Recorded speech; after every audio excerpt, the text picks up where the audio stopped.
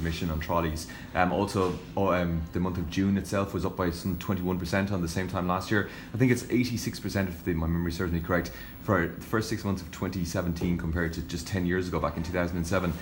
Is the department, the HSE, losing this battle of addressing the issue of waiting times? Well, firstly, I don't think figures are comparable. When you go back 10 years, the population of this country has significantly grown and continues to grow. But not only does it grow, we're seeing more and more older people in this country, and indeed we're also seeing people with more and more chronic conditions. So the demand on our health services are growing year in, year out. That's why I've been determined since becoming Minister for Health that we need to see an increase in capacity. That means two things. It means extra staff in our hospitals and it means extra beds. Figures released to me on Friday showed that we've hired almost 700 additional nurses working in the Irish Health Service since the start of the year. We obviously have a commitment to hire 1,208 additional nurses. That's a net gain of nursing resource and midwives within our hospitals by the end of this year.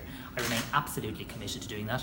Every single graduate nurse and midwife who leaves a college this year will be offered a full-time permanent post within the Irish Health Service, and we're also actively going abroad trying to get the message to bring our nurses home.